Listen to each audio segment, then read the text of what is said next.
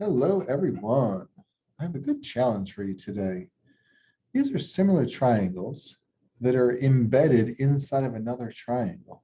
So if you take a look at this triangle right here, this STU, this little guy right here, is inside of the larger triangle of RTQ. So that could be my similarity statement. My similarity statement could say triangle STU is similar to triangle RTQ. I'm looking at two triangles, one small one inside, and then the full triangle. I'm not going from R to S to U to Q. That's a trapezoid. I don't want that. I want the triangle. So R all the way to T, all the way to Q, the outside of this.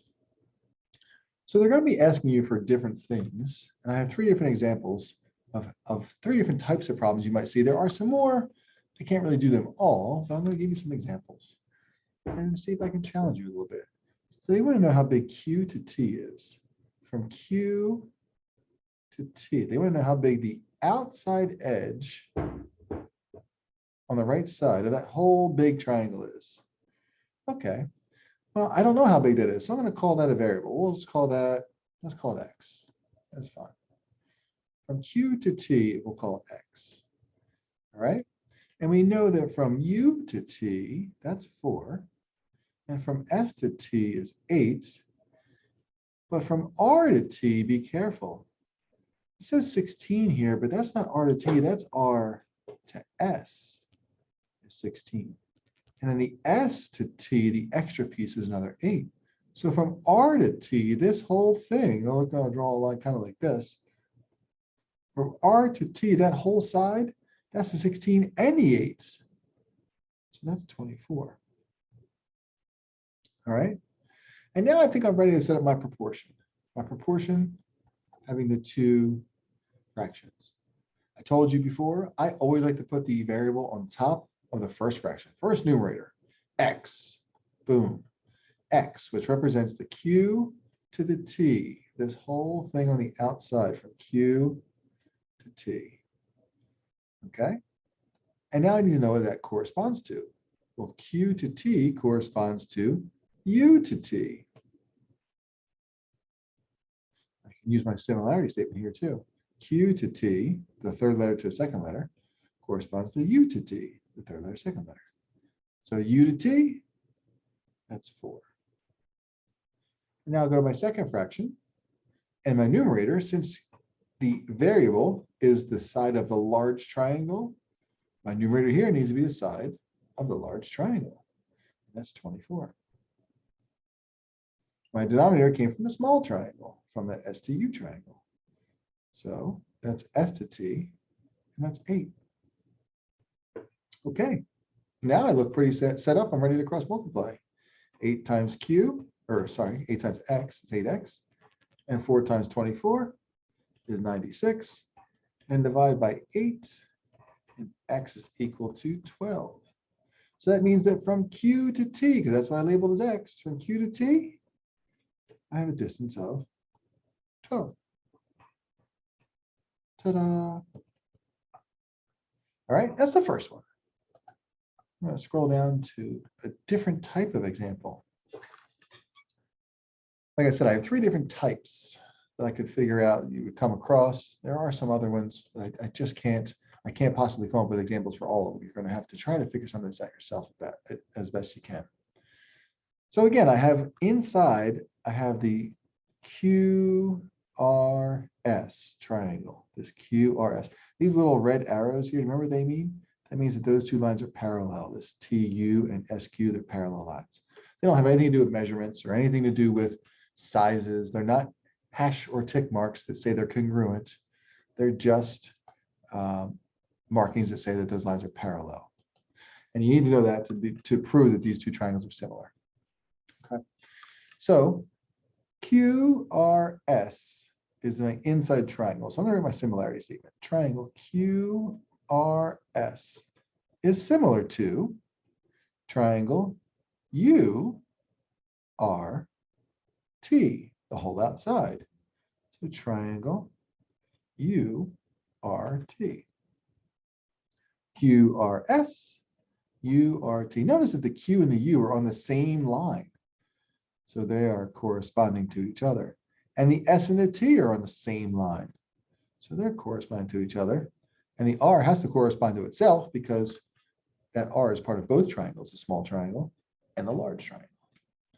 Okay, so they're asking me how big ST is. Well, I don't know how big ST is. I also know that ST is not part of a triangle. ST is part of the trapezoid. So I'm not going to label ST as X. You can, it'll actually make it more difficult that way. Sometimes you're going to have to, sometimes you won't. I'm going to say that R to T, I'm going to call that my X. All right. And then R to S is 9. And then from R to U, I have 35. But I don't have the R to Q measurement. I have the Q to U measurement. So I have this piece, this section from Q to U is 14. And R to U is 35. So how am I going to find out R to Q? I'm going to subtract the whole minus the piece that is not part of it. So 35 goes from R to U. Subtract the 14 going from Q to U. And that means that from R to Q, I have a measurement of 21. And now I think I'm ready to make my proportion. I think I have all the measurements I need. And if I don't, I can always go back and find something. I think I'm good. So again, I always put the variable first numerator, X. Where did X come from? X came from the large triangle left side. What corresponds to the X on the small triangle? S to R. And S to R is 9. And now my second numerator has to also come from the large triangle, just like the X did. So the measurement on the large triangle, the R to U measurement is 35. And then the small triangle, where the 9 came from, the R to Q measurement, 21. Notice this 14 isn't anywhere in the proportion at all, because the 14 is not part of is not one side of a triangle. It's part of one side of the large triangle, but it's not part of a triangle by itself.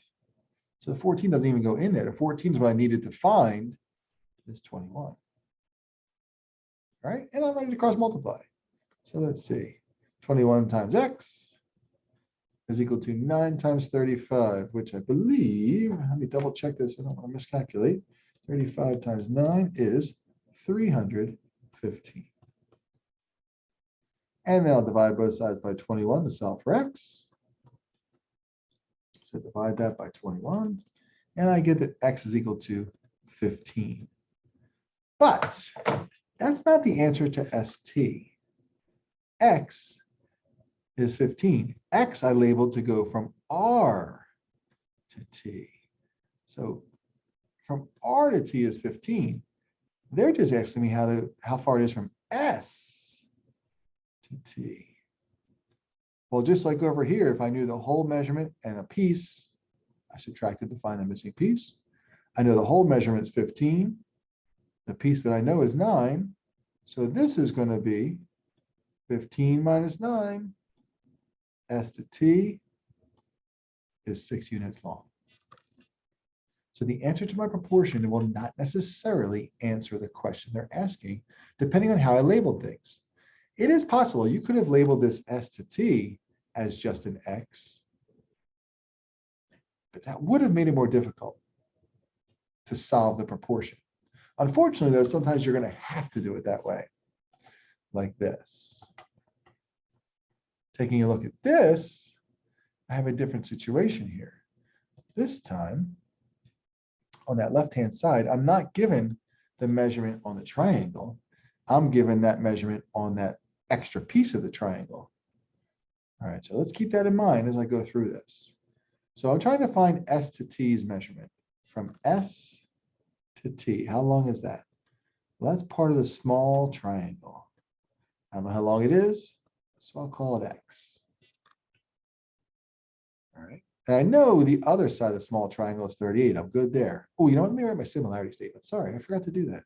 My similarity statement says that triangle, I'm going to call that, let's call that RST, the small triangle. So we'll call that RST. RST is similar to triangle. If I start with R, I got to start with Q. Q, S, P.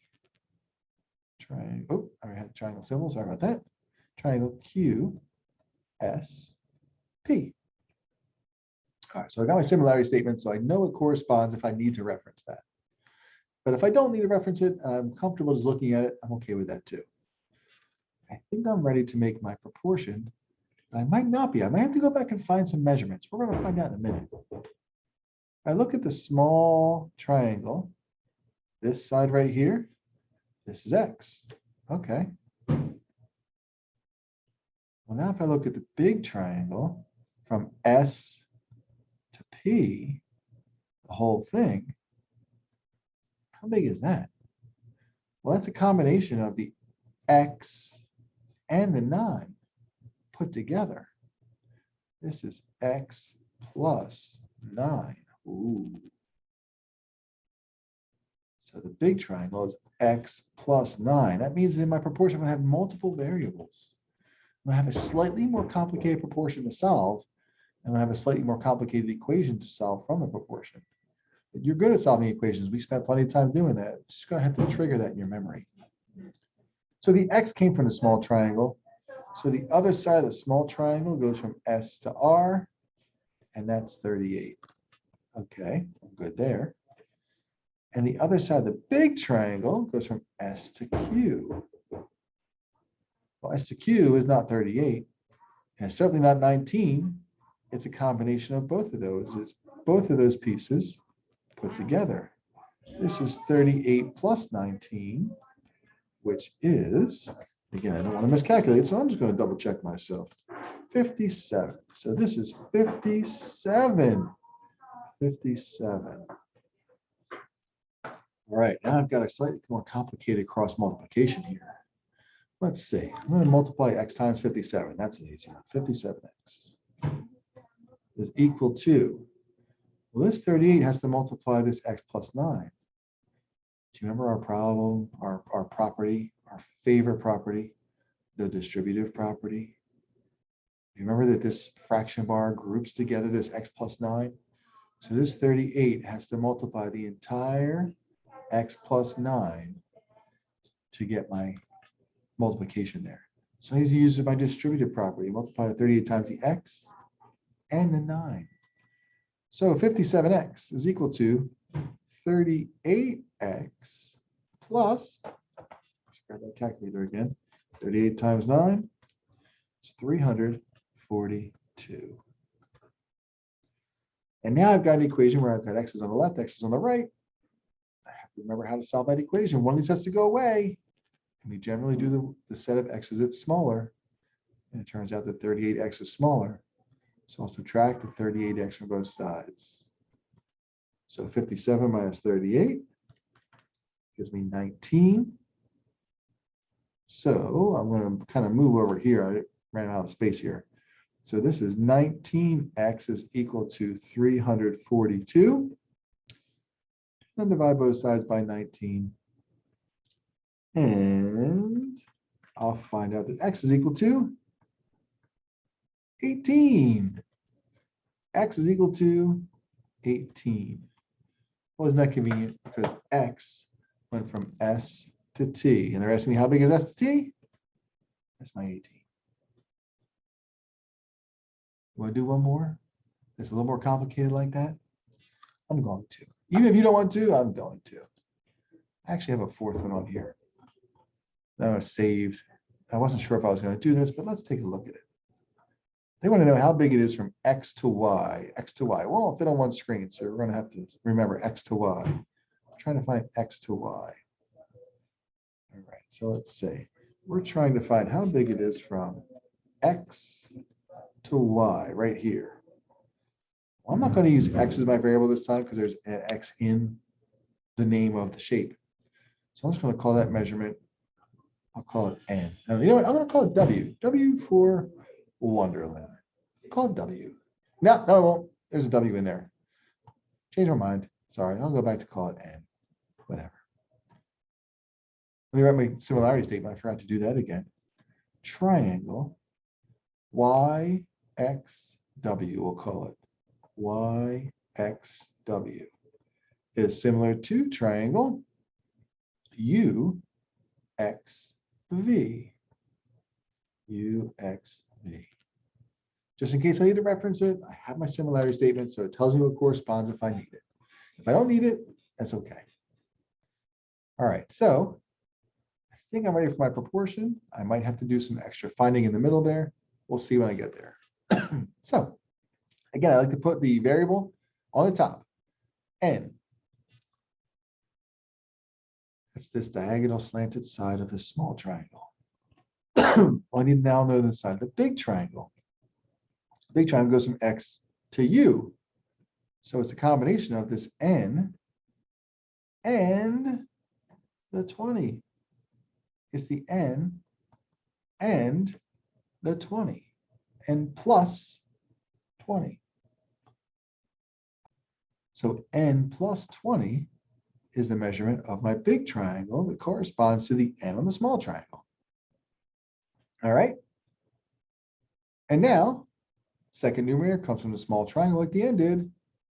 That's 28.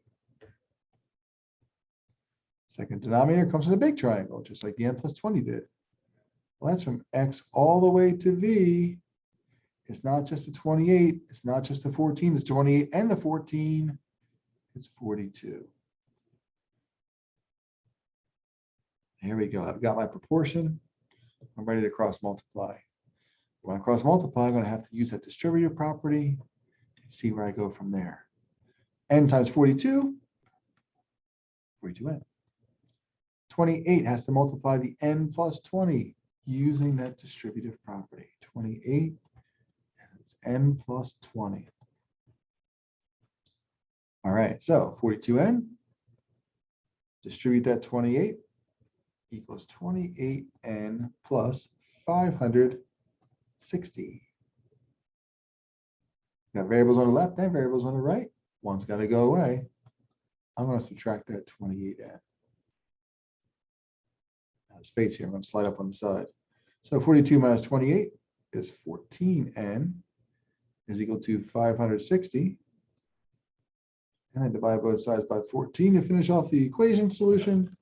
And let's see, 560 divided by 14 is equal to 40. So they want to know how big it is from x to y.